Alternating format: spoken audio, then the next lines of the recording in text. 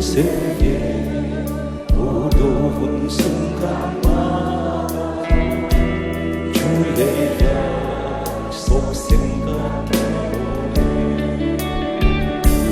내 맘속에 믿음을 지하고 가슴 속에 미워해.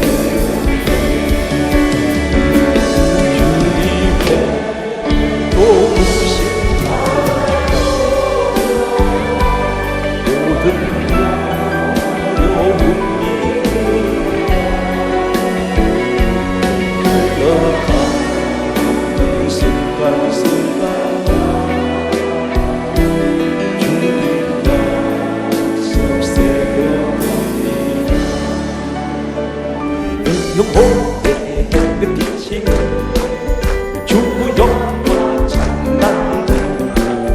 이 세상 어떤 빛보다 이 빛도 빛나네. 주의 영광 빛나네.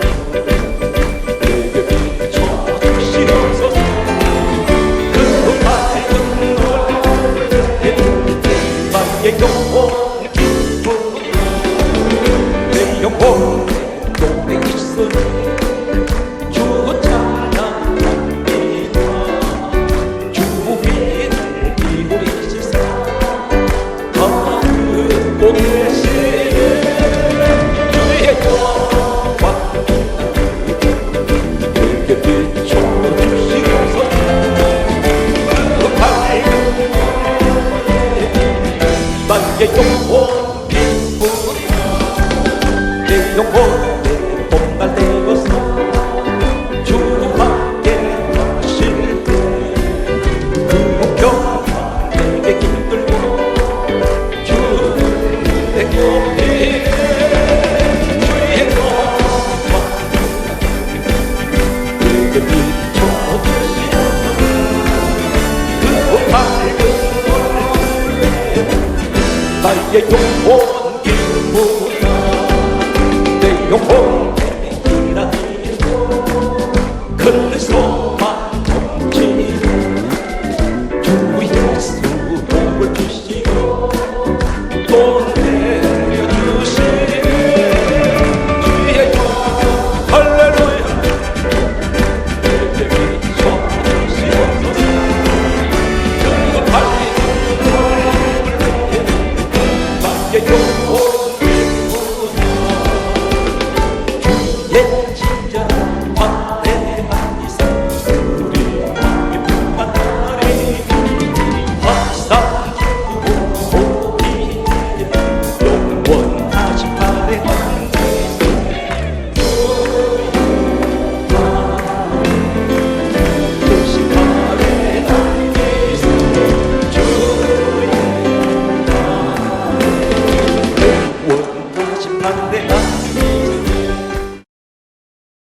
여러분 자신의 신분이 비록 이 땅에서 내가 여러 가지 환경이 지배를 받으면서 살아가고 있지만 직업이 다 다르고 태어난 출신지가 다르고 나이도 다르고 생년월일도 다 다릅니다. 취미도 다르고 각자의 여러 가지 모양으로 살아가고 있는데 중요한 것은 이 땅에나 우리나라에만 해도 다국적, 다시 말해서 외국인들이 많이 들어와 있습니다. 그러나 그들은 각자가 국적이 다 따로 있습니다.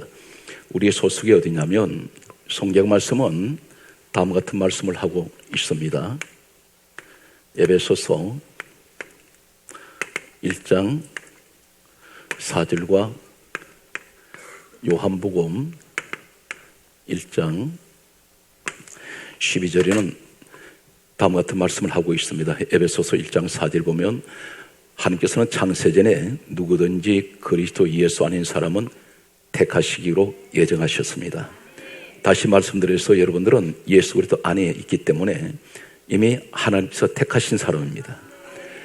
요한복음 1장 12절은 우리가 어떻게 택함 받았냐면 영접하는 자, 곧 그 이름을 믿는 사람들이 하나님 자녀되는 권세가 와 있습니다.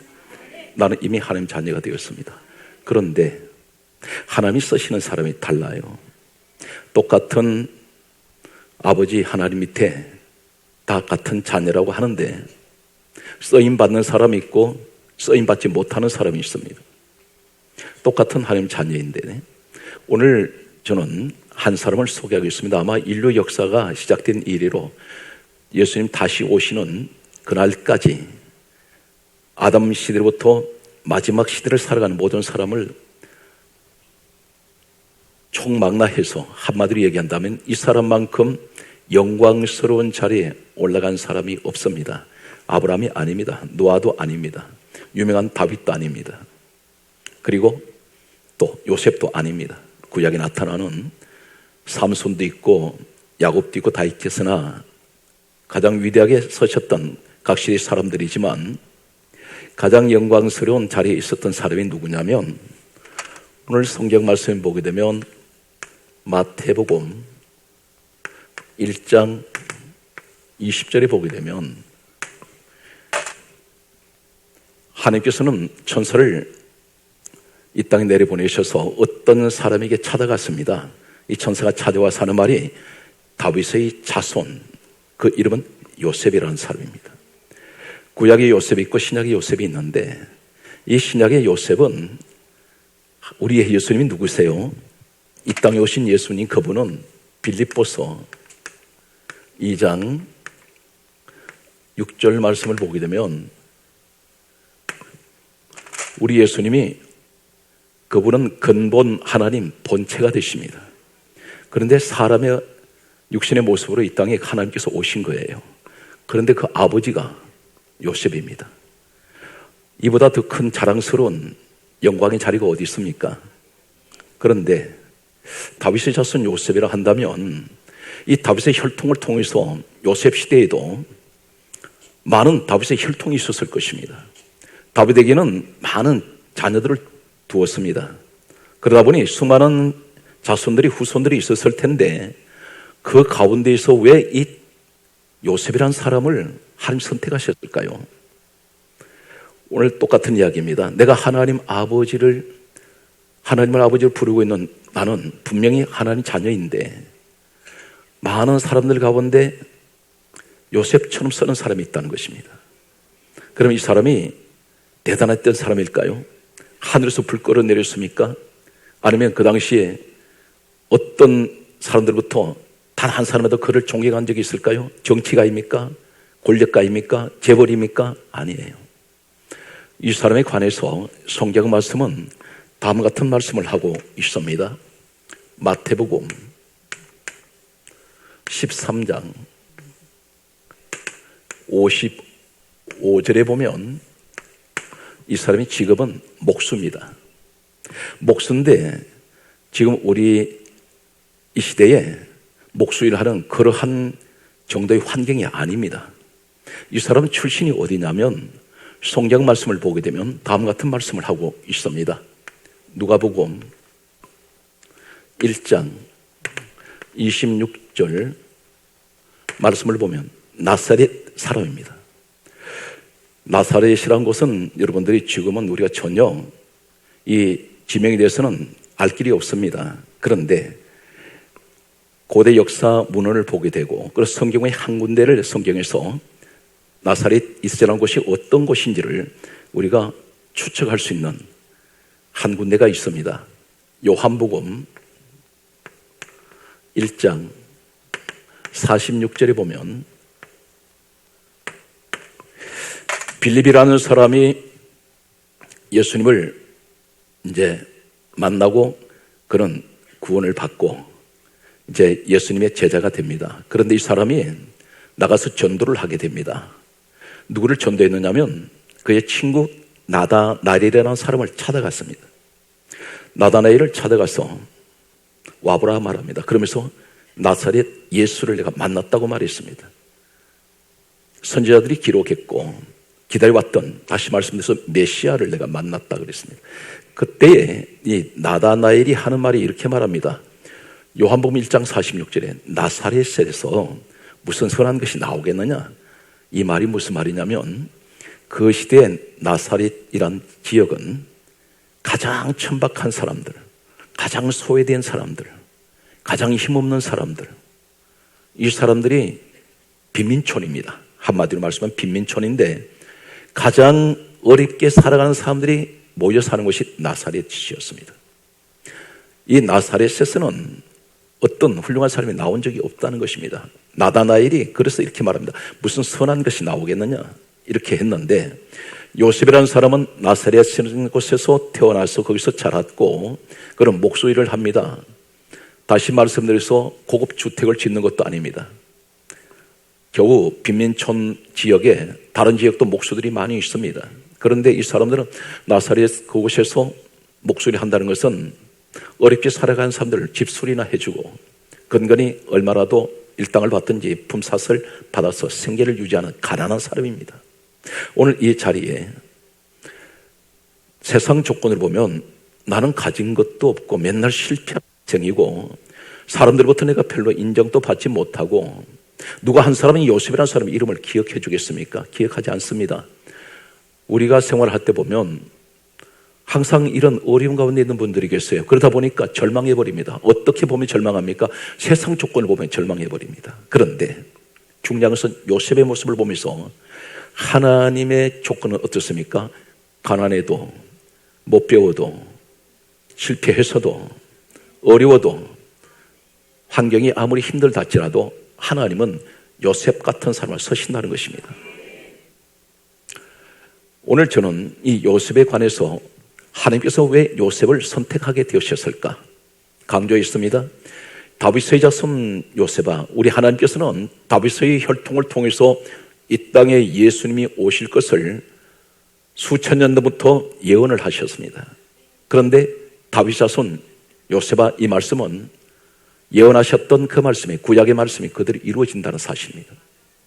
그래서 다윗 자손 요셉, 오늘 여러분들이 믿음으로 이 다윗의 자손 요셉이 되는 이 심정을 가지고 이 믿음으로 말씀을 받는 여러분들에게 이 축복이 함께할 줄 믿습니다. 우린 기도할 때마다 무슨 능력을 자꾸 구합니다. 거창하게 자꾸만 무엇인가는 내가 가지고 있지 않은 것을 자꾸 채우려고 합니다. 그런데 정작 가장 중요한 것은 자신이 자신을 보지 못한다는 사실입니다. 이 사람만큼 불행한 사람이 없습니다. 목회를 하다 보니까 환경만 바라보고 잘 되는 것만 바라보고 가다가는 넘어집니다. 중요한 것은 지경이 넓혀질수록 하나님께서 서면 서실수록 나를 볼 수 있는 눈이 있어야 됩니다. 나를 보지 못할 때는 반드시 실패할 수 있습니다. 내가 교만한 사람인가? 나는 과연 하나님 앞에 바로 서 있는가? 자기 자신을 돌아볼 수 있는 오늘 귀한 시간 되시길 바라면서 우리는 겉으로 드러난 포장하기를 좋아합니다. 여러 가지 포장을 합니다. 팬트치를 화려하게 하는데 중요한 것은 내 속 사람이 썩어 들어가는 이 모습은 알지 못한다는 것입니다. 나만 장군이라는 사람이 있었습니다. 이 사람은 나병 환자입니다. 그런데 그 당시에 나병 환자였던 이 나만 장군은 군대 장관이라고 했습니다. 군대 장관이라고는 나만은 과거의 구약 역사 그리고 오래된 이 아람 역사를 보게 되면 이 사람 머리부터 발끝까지 투구를 쓰고 있고 갑옷을 입었는데 휘황찬란합니다. 금으로 만든 갑옷입니다. 훈장을 주렁주렁 달았습니다. 겉으로 볼 때는 사람들이 대단한 사람으로 보고 있습니다. 감히 그 앞에 설 수가 없습니다. 대장군입니다. 그런데 이 사람 속은 점점 나병으로 썩어서 문드러지고 있다는 사실입니다. 오늘 이 시대에 외형적이고 외식주의자들, 종교주의자들의 모습입니다. 내 속은 썩어 들어가는데 나병이 들었는데 그런데 겉으로는 화려하게 치장하고 있습니다. 오늘 그 교회에 그 모습이 어쩌면 나의 모습인지 모릅니다. 하나님께서는 이대로 요단강 물속에 들어가게 하시지 않습니다. 다 벗으라는 것입니다. 벗을 때 적나라하게, 다 벗을 때 썩어 피고름이 질질 흐르는 본래의 모습을 하나님께서는 보기를 원하십니다. 오늘 이 시간 내 모습을 끄집어내셔서 과연 나는 요셉같이 쓰시는 사람일까? 왜 쓰시지 못할까? 이것 때문에 쓰지 못한다는 사실입니다. 요셉을 이제 찾아갑니다. 오늘 본문 말씀을 보면 마태복음 1장 18절 말씀과 19장 말씀과 20장 말씀을 보면 본문을 우리가 읽었습니다. 마태복음 1장 18절에 보면 천사가 요셉에게 찾아왔습니다. 그런데 이때 상황이 어떤 상황이냐면 마리아와 요셉은 정상적인 부부가 아닙니다. 정혼한 상태입니다. 이제 정식 혼례를 앞두고 있는 이 상황에서 이 유대의 관습은 결혼을 앞두고 있으면 실제적으로 같이 지금 부부 생활하지 않아도 남편이라고 부를 수가 있고 아내라 부를 수 있습니다. 오늘 이런 상황인데 오늘 성경 말씀은 18절에 다음과 같은 말씀을 하고 있습니다. 성령께서 이 처녀 마리아 몸에 성령으로 잉태하게 하셨습니다. 그런데 성령으로 잉태된 것이 나타났더니 이렇게 말씀합니다. 처녀 몸에 배가 불러오기 시작합니다. 이제 결혼을 앞두고 있는 요셉이 충격을 받습니다. 엄청난 충격을 받습니다. 이제 결혼을 앞두고 있는 자신이 부인 될 사람 몸에 이 처녀 몸에서 임신을 했던 사실은 상상할 수가 없었던 일이 눈앞에 나타났습니다. 당연히 이 요셉은 다른 남자가 있을 것으로 생각할 수밖에 없습니다. 감히 한 번도 인류 역사에서 성령으로 잉태된 사실이 없기 때문에 다른 남자가 있다고 생각했습니다. 그러다 보니까 이 사람은 분노할 수밖에 없습니다. 화가 치밀어 오를 수 있습니다. 오해할 수 있습니다. 당연히 오해할 수 있죠. 이 사람 어떻게 하겠습니까? 마리아에게 찾아가서 폭력을 행사할 수 있습니다. 언성을 높일 수가 있습니다. 다툴 수 있습니다. 그리고 추궁할 수가 있습니다. 자초지종을 드리려고 했을 것입니다. 그런데 요셉은 어떤 사람일까요? 19절의 말씀 보면 이렇게 말씀합니다. 요셉은 의로운 사람이라 그가 가만히 끊고자 했습니다. 덜어내지 아니하고 가만히 끊고자 하여 덜어내지 않습니다. 가만히라 말은 조용하게 정리를 하려고 했습니다. 이 요셉이 마리아를 사랑하지 않아서 그럴까요? 아닙니다. 왜 그럴까요? 자신이 레위기서 20장 10절에 보면 자신이 이 사실을 누구한테라도 말 한마디 했다가 마리아 죽습니다. 왜 그러냐면 레위기 20장 10절에는 율법이란 법이 있습니다. 이 유대인들에게는 치명적인 법인데 남의 아내가 간음을 하게 되면 공개 처형을 하게 되어 있습니다. 이것이 법으로 되어 있습니다. 이미 판결은 떨어져 있습니다. 이 요셉 입장에서는 분노할 수 있고 그리고 자신의 가족들에게 내가 파혼을 해야 되겠습니다. 그 이야기를 하다 보면 자인이 저 마리아가 지금 잉태한 저 뱃속에 있는 아이는 내 아이가 아닙니다 말하면 이 여자 끌려나 죽습니다. 그런데 요셉은 누구를 먼저 생각합니까? 자신은 분노가 일어나고 화가 치밀어 오르고 때로는 감정을 이 사람은 절제할 수가 없습니다.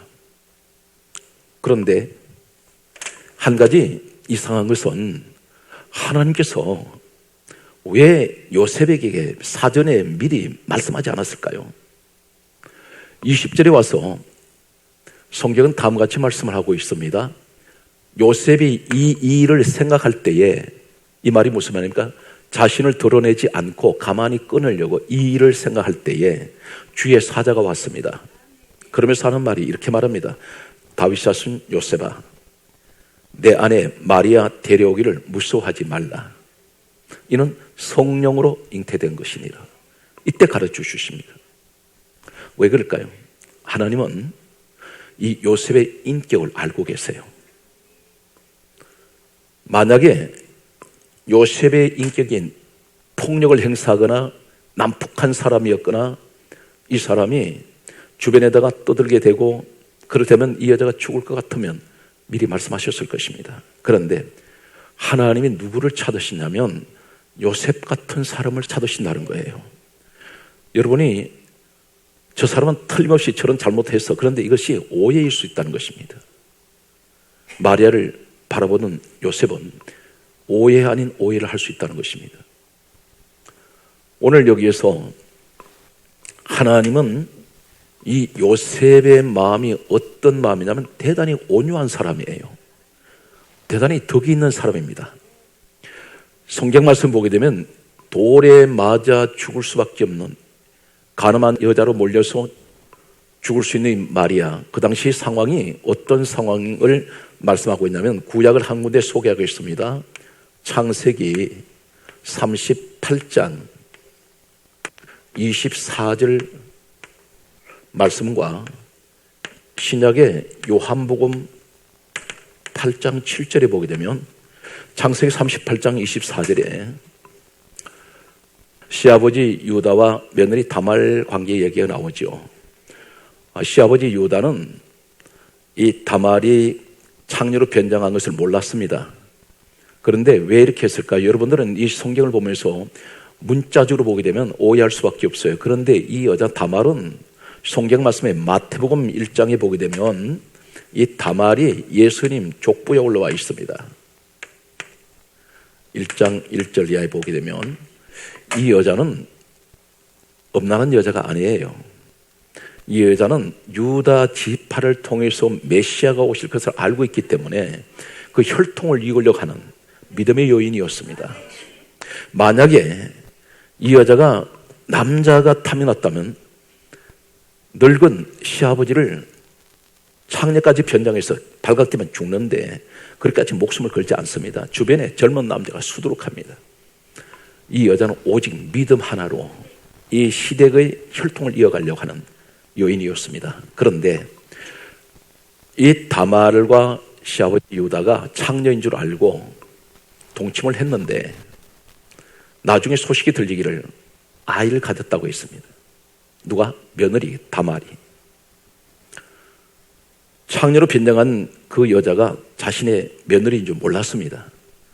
그때에 이 유다가 하는 말이 불륜을 저지른 이 여자를 가리켜 가늠한 여자로 알고 창세기 38장 24절에 끌어내어 불사질러라 이렇게 말씀합니다. 공개 처형시키라는 것입니다. 이것이 율법입니다. 요한복음 8장 7절에 보면 예수님 앞에 끌려놓은 가늠한 여자가 있었습니다. 사람들이 돌을 다 들고 있습니다. 공개 처형하려고. 그때 예수님이 땅에다 글 서시면서 너희 중에 죄 없는 자가 돌로 쳐라. 이 사건이 있었습니다. 이것을 보면 무엇을 말하냐면 마리아도 이렇게 죽을 수가 있습니다. 그런데 누구 때문에 살았어요? 요셉 때문에. 이런 남편이 여러분 가정에 사랑하는 남편이 되시기를 축복합니다. 오늘 여기 말씀에서 보게 되면 성경 말씀은 왜 요셉을 쓰셨을까? 그 인격이, 그 성격이 완전히 하나님을 닮은 성격입니다. 여러분 기업을 움직여도 기업을 움직이는 그 오너는 말이죠. 자신의 경영 철학에 맞는 사람을 씁니다. 성격이 전혀 맞지 않거나 경력 철학이 맞지 않으면 쓸 수가 없어요. 아무리 실력이 있어도. 하나님 나라에는 하나님의 뜻에 맞는 사람을 쓰십니다. 다 똑같은 다윗의 자손 가운데 요셉 같은 사람을 쓰신다는 사실입니다. 하나님 똑같은 자녀인데 하나님 자녀 가운데도 특별히 오늘 요셉 같은 사람을 찾아서 쓰실 것입니다. 오늘 이 사람을 잠깐 소개하고 있습니다. 베드로 후서 1장 4절에 보면 1장 4절 이하에 신의 성품이 있습니다. 신의 성품이 있는데 이 신의 성품에 참여하는 자가 있습니다. 신의 성품에 참여한다는 이 의미가 무슨 의미냐면 신의 성품을 가진 사람이 있다는 것입니다. 분명히 이 자리에 계실 겁니다. 신의 성품을 가진 사람인데 이 사람이 누구냐면 믿음의 덕을 가진 사람이에요. 덕스러운 사람들. 우리나라는 수많은 지도자가 되겠다는 사람들이 있습니다. 각계각층에. 그런데 지도자는 세 지도자가 있어요. 용장이 있고 지장이 있고 덕장이 있습니다. 많은 지도자들 가운데는 용장이 있습니다. 용감 무쌍한 지도자들이 있습니다. 또 용장이 있고 지장이 있습니다. 머리가 좋은 사람 많습니다. 영리합니다. 그런데 가장 부족한 지도자가 누구일까요? 덕장이 부족해요. 덕으로 다스리는 사람들. 오늘 바로 신의 성품 가진 자가 누구냐면 요셉입니다. 요셉은 덕이 있는 사람이에요. 대단히 온유했고 그런 항상 자신보다도 남을 먼저 생각해주는 그리고 용서할 수 있는 그런 사랑의 마음이 가득한 사람이었습니다. 이 사람은 가진 것 없습니다. 배운 것 없습니다. 사람들부터 별로 인정받는 사람이 아니에요. 그런데 하나님은 그 당시에 어떤 내노라 하는 권력자들, 내노라 하는 사회 지도층의 사람들을 쓰지 않습니다. 하나님이 찾는 사람은 그 속 사람이 주님을 닮은 사람, 이 사람을 쓰십니다. 오늘 여러분들이 그 주인공이 되십시오. 하나님께서 서시는 사람 보면 그러면 우리 예수님이 누구세요? 마태복음 11장 29절의 말씀 보면 예수님이 친히 말씀합니다. 나는 마음이 온유하고 겸손하니. 온유하신 분이세요. 이 온유라면 마음이 따뜻하고 부드러운 분이라는 것입니다. 그리고 굉장히 겸손하세요. 우리 하나님 되시는 예수님만큼 높은 분이 없습니다. 그런데 가장 낮추세요. 어디까지 낮추세요? 제자들 발을 씻길 만큼 낮추십니다. 오늘 여기 성경 말씀 보게 되면 우리 예수님께서 그 마음을 한마디로 우리가 볼 수 있는 내용이 어디 있습니까? 누가복음 23장 34절 말씀을 보면 예수님께서 십자가에서 못 박히셨습니다. 그때 예수님을 창으로 옆구리를 찌르는 사람, 못을 박는 사람, 침 뱉는 사람, 희롱하는 사람들, 이 사람들을 가리켜서 십자가에서 숨이 끊어지시는 그 순간에 뭐라고 기도하시냐면 십자가 위에서 기도하십니다. 아버지, 저들을 사하여 주옵소서. 저들이 하는 것을 알지 못합니다. 무슨 얘기입니까? 주님 못 박는 자들을 가리켜서 하나님께 마지막으로 기도를 하세요. 저들 용서해 주세요. 저들이 하는 것을 알지 못하기 때문에 오히려 예수님이 십자가에서 그들을 변호를 하고 있습니다. 오늘 이 모습이 바로 요셉의 모습이고 우리의 모습이 되시기 바랍니다. 성경 말씀을 계속해서 보면 이 땅에 억울하게 죽은 한 사람이 있습니다. 그런데 이 사람 숨 끊어지는 마지막 순간에 기도하는 한 사람이 있습니다. 사도행전 7장 60절에 보게 되면 서대반이라는 사람이 있습니다. 집사입니다. 참 주의 종들을 부끄럽게 하는 아주 훌륭한 집사예요. 성령 충만했던 집사인데 전도했습니다. 전도하다가 사람들이 돌을 쳐서 죽였습니다. 성경 60절에 보면 이 사람이 무릎을 꿇었다고 되어 있습니다. 온몸에 피투성인데 숨 끊어진 순간입니다. 마지막 숨 거두면서 무릎을 꿇고 크게 불러 이렇게 말합니다. 소리를 지르면서 다음 같은 기도를 합니다. 주여, 이 죄를 저들에게 돌리지 마옵소서. 원수가 갚아달라는 기도가 아니었습니다. 내가 억울하게 죽습니다 기도가 아니었습니다. 저들의 죄를 용서해달라는, 저들의 죄를 저들에게 돌리지 말라고 기도하며 숨 끊어진 사람이 바로 스데반이었습니다. 이 스데반은 철저하게 주님을 닮았어요. 요셉이 예수님을 닮았습니다. 다시 말씀드려서 빌립보서 2장 6절에 근본 하나님 본체에 쓰시는 예수님을 닮은 사람이 오늘 본문의 요셉이고 스데반이었습니다. 오늘 사랑하는 성도 여러분, 항상 의진 마음을 가지도록 우린 기도해야 돼요. 무엇을 자꾸 내가 하나님 돈을, 그리고 세상 권력, 세상 여러 가지 조건을, 환경을 위해서 자꾸 기도하는 것도 중요하지만 가장 중요한 것은 내가 변화가 되어야 됩니다. 내가 어떻게 변화되어야 돼요? 내 마음에 주여 온유한 마음을 주시고 겸손한 마음을 주세요.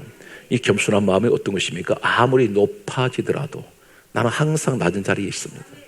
전혀 그 환경이 변화되었다 해서 잘 된다 해서 내가 교만해질 이유가 없어요. 모든 것은 하나님 주신 은혜입니다. 내가 노력해서 되는 것 아니에요. 여러분 숨 쉬고 싶다고 숨 쉽니까? 아닙니다. 하나님이 허락하셔야 숨 쉬는 겁니다.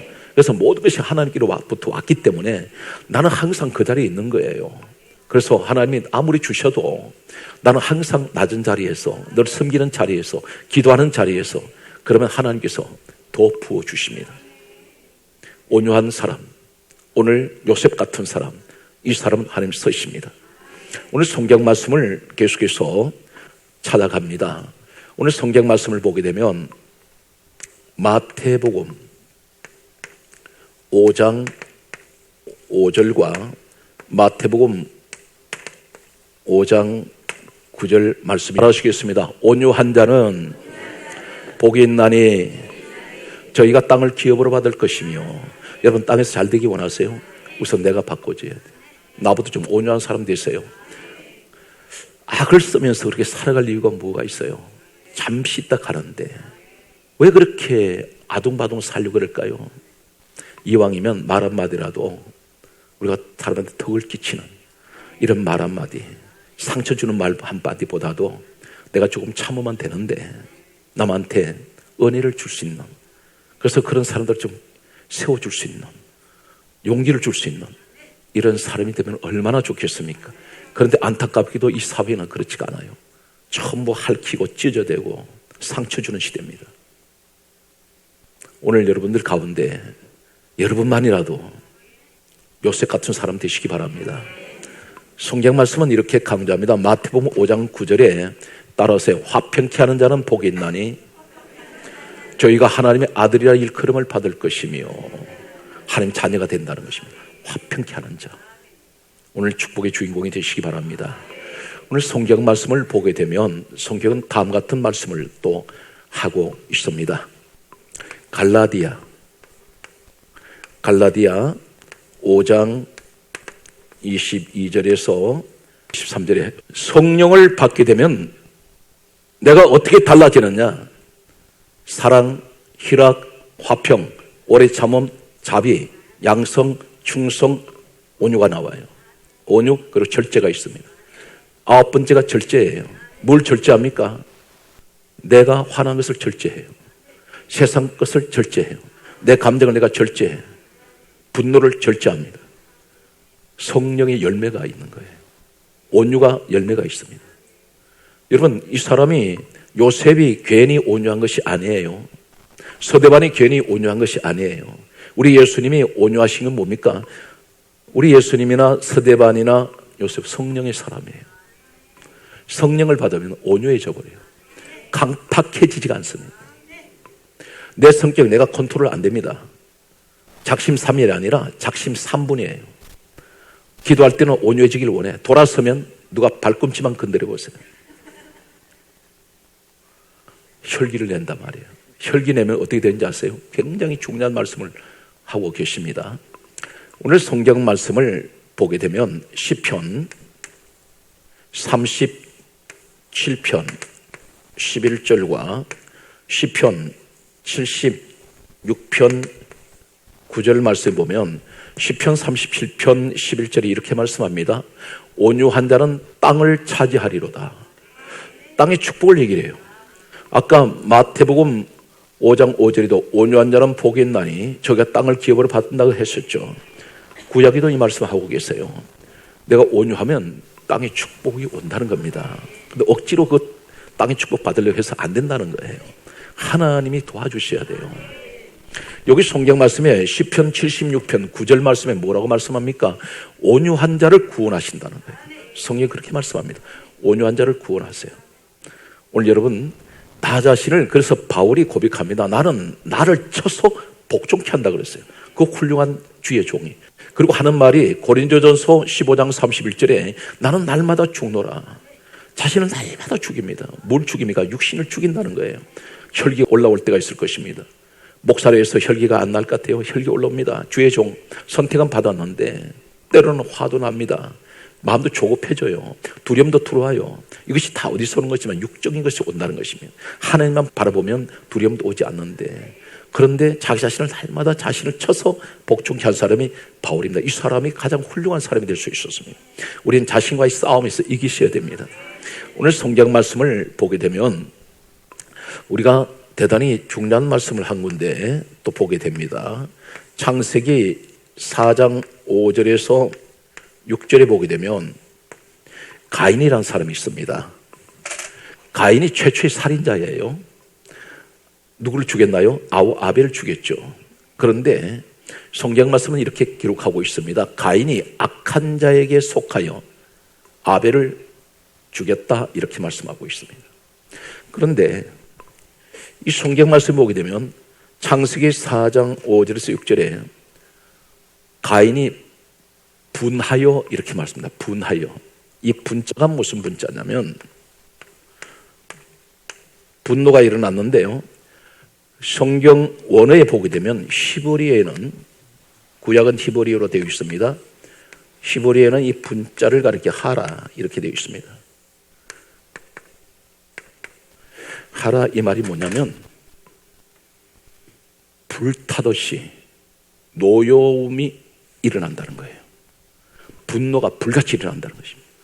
그러니까 이 가인이 아벨을 죽이게 된 것이 어떤 동기였냐면 이 분을 참지 못한 겁니다. 분노가 어떻게 일어났냐면 예배를 드렸는데 그 예배를 통해서 아벨 예배는 하나님 받으시고 가인 예배를 안 받으시는 것을 보고 이 사람이 분이 일어났는데, 어느 정도 일어나면 불이 일어나듯이 화가 치밀어 올랐다는 것입니다. 분노가 치밀었는데 사람을 죽입니다. 여기서 대단히 중요한 것은 성경 말씀은 이 가인 이야기를 하시면서 에베소서, 신약에는 이렇게 말씀합니다. 에베소서 4장 26절에서 27절에 보게 되면 크게 따라하세요. 분을 내어도 죄를 짓지 말고, 크게 하세요. 해가 지기 전에 분을 멈춰라. 분을 내어도 죄 짓지 말고 해가 지기 전에 이 분을 멈춰야 되는데 중요한 것이 나옵니다. 27절에 보면 마귀에게 틈을 주지 마라. 틈을 주지 말라는 거예요. 그 앞에가 무슨 말입니까? 분을 낼 때 마귀 들어가 버려요. 혈기 내는 순간. 왜 그러냐면 성령님이 함께 할 때는 성령님 온유하세요. 성령님은 자비하세요. 성령님은 사랑의 영이세요. 그런데 마귀는 혈기영을 가지고 있습니다. 뱀 있잖아요. 뱀. 뱀을 가리켜 계시록 12장 9절은 계시록 12장 9절에 보면 뱀을 가리켜 마귀 사단이라 했습니다. 영적인 존재를 그렇게 밝히죠. 그러면 혈기가 가장 많은 파충류가 누군지 아세요? 뱀이에요. 뱀이 혈기가 굉장히 많습니다. 그 혈경이 들어가는 거예요. 언제? 분을 낼 때, 혈기 낼 때. 그리고 어떤 학자는 이렇게 말했습니다. 의학자가 혈기 낼 때마다 피가 독소로 바꿔진대요. 피가 탁해진다는 겁니다. 이제 말씀을 우리가 점점 이제 마무리를 하겠습니다. 디도서 3장 2절에 성경에서 하나님께서는 이렇게 우리에게 말씀합니다. 아무도 비방하지 말고 다투지 말며 관용하며, 성경 말씀한다, 범사에 온유함으로 모든 사람에게 나타낼 것을 기억해라. 이 말이 무슨 말인지 아세요? 아무에게도 비방하지 마라, 다투지 마라, 관용해라. 이해가 되세요? 그런데 성경 말씀한다, 범사에 온유함으로. 범사가 온유하라는 것입니다. 항상 부드럽게 마음을 자기 자신 조절을 하면서 범사에 온유함으로 모든 사람에게 이것을 나타낼 것을 기억을 하라는 거예요. 너 항상 잊지 말라는 겁니다. 사람들에게 온유하게 대할 것을. 이해가 되세요? 그렇게 우리가 날마다 경건에 이르기를 연습을 해야 돼요. 하루아침에 안 됩니다. 나 자신을 싸워서 내가 다듬어 가야 돼요. 못된 것은 가지는 잘라내야 돼요. 이것만 하면은 하나님은 요셉처럼 서실 것입니다. 오늘 성경 말씀은 그러므로 다음 같은 말씀을 하고 있습니다. 고린도후서 1장 22절 말씀 보게 되면, 따라서요, 성령을 우리 마음에 주셨나니라. 성경이 그렇게 말씀을 해요. 내 마음에 지금 성령이 와 계신다면 혈기내면 안 되죠. 다투면 안 되죠. 이해가 되십니까? 성경 말씀은 고린도전서 11장 17절 18절 19절 20절 그리고 28절 그리고 29절 그리고 에베소서 3장 7절, 고린도전서 11장 17절에 이렇게 말씀합니다. 잘 들으세요. 교회 생활에서 조심해야 됩니다. 아무리 내가 열심히 충성하고 아무리 그 직분을 어떤 직분을 가지고 있다 할지라도, 열심히 한다 할지라도 이것 하면 당신 성찬하면 안 돼요. 성찬이 떡과 포도주 먹고 마시는 거죠. 그거 하면 안 된대요. 직분 이야기하지 않습니다. 고린도전서 11장 17절에 너희가 교회 모임이 유익이 되지 못하고 도리어 해롭다는 모임이 있다는 거예요. 교회 모임 자체가. 그것이 뭐냐면 고린도전서 11장 18절에 보게 되면 너희들 교회에 모여가지고 분쟁한다는 거예요. 분쟁. 이 분쟁이란 말을 보니까 대단히 중요한 말씀을 하고 있습니다. 이 신약에는, 이 고린도전서 11장은 신약 성경인데 여기 보면 원래는 원어가 헬라로 되어 있어요. 헬라어인데 이 헬라어에 기록된 고린도전서 11장 18절에 교회 분쟁이란 말이 어떤 말을 쓰고 있느냐면, 이 분쟁이란 말을 스키스마 이렇게 되어 있어요. 분쟁한다, 스키스마 하고 있다는 것입니다. 이 말이 무슨 말이냐고 보니까 우리는 간단하게 분쟁한다 이렇게 생각했는데, 스키스마, 이 말이 무슨 의미냐면 찢어진다는 거예요. 찢어버린다, 나눠버린다, 갈라버린다, 이 말입니다. 무슨 얘기냐면 성도와 성도 관계를 갈라버려요. 목사님과 성도 관계를 갈라버려요. 교회를 찢어놔버려요. 고린도전서 3장 16절에는 우리 몸이 성전이래요. 근데 성전을 찢어버려요. 이것이 분쟁이라는 거예요. 교회 안에. 이런 모임은 아무 유익이 없고 도리어 해로운 모임이다. 그러면서 하시는 말씀은 이것이 결국은 어디로 갔냐면 19절에 보니까 파당을 짓는다는 겁니다. 당을 만들어 버린다는 거죠. 네 편 내 편 짝을 지어버리게 돼 있는데, 그렇다 보니까 무슨 말씀을 합니다. 너희들 만찬하면 안 돼. 주의 만찬하면 안 돼. 이런 짓 하는 사람 먹으면 안 된다는 거예요. 뭘, 주의 만찬이 뭐예요? 떡과 포도주예요. 그러다 보니까 28절에 자기를 살피고 이 떡과 포도주를 먹고 마시라. 그런데 그렇게 안 하고 먹고 마신다는, 따라서 자기 죄를 먹고 마시는, 그 죄를 짓는다는 겁니다. 죄 처리가 안 돼요. 죄 사함이 안 돼. 가장 중요한 것은 하나님이 집되는 교회에 이런 분쟁하면 안 된다는 겁니다. 여러분, 가장 중요한 것은 직분, 어떤 직분인지 내가 얼마나 오래 믿었는지 그 전혀 주님한테 관심 없어요. 현실에 네가 어떤 모습이냐. 절대 어떤 오해되는 이야기나 내가 마음에 내가 좀 섭섭한 소리 듣고 때때로는 교회 직분을 받아서 앞에 일하시다 보면 반드시 욕 먹습니다. 교회 편에 서면. 자연히 싫어하는 사람도 있고 시기 질투하는 사람이 있어요. 왜 없겠습니까? 그런데 중요한 것은 시비를 거는 사람이나 시비를 당하는 사람은 어느 쪽에 있든지 절대 분쟁하시면 안 돼요. 어떤 분은 내가 너무 억울하니까 따져야 되겠대. 참 어리석은 이야기입니다. 그러면 주님이 십자가에 못 박히실 때 그 억울하신 자리에서 주님 말씀 한마디 안 하셨어요. 당신은 주님을 닮지 못했어. 이해가 됩니까? 오늘 요셉의 모습은 그렇지가 않아요. 오늘 여기서 말씀을 보게 되면 가장 결론이 무슨 얘기입니까? 에베소서 3장 7절에 이렇게 말씀합니다. 따라하세요. 그리스도께서 너희 마음에 계시게 하라. 그리스도께서 내 마음에 계시게 하래요. 에베소서 3장 17절에 따라하세요. 그리스도께서 너희 마음에 계시게 하라. 과연 그리스도께서 내 마음에 계십니까? 예수님이 내 마음에 계시면 나는 어떤 사람이에요?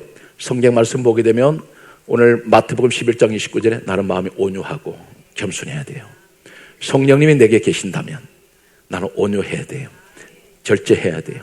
사랑의 사람이 되는 거예요. 그래서 자기 자신을 이것을 가지고 영적 분별을 할 줄 아는 거예요. 그래서 우리가 영분별하면 사람 하는 것을 보면서 예수님 말씀하셨습니다. 열매를 보고 내가 그를 안다. 네가 하는 행동을 보면 내가 안다는 거죠. 아, 저 사람은 성령의 사람이야. 저 사람 마귀가 저 사람은 지금 잡고 있구나. 우리가 알 수 있잖아요. 이해가 되십니까? 기다리고 고대하던 말씀이 끝나는 시간입니다. 거기에 따라서요. 너희 마음에 이 마음을 품어라. 거기 하세요. 곧 그리스도의 마음이니 이 마음, 내 마음에 예수님을 내 마음에 그분이 가지고 있는 마음을 내가 가져야 돼요. 오늘 여러분 이 자리가 가장 예수님을 닮은 이 시대의 요셉같이 서시는 여러분 되시기를 예수 이름으로 축복합니다.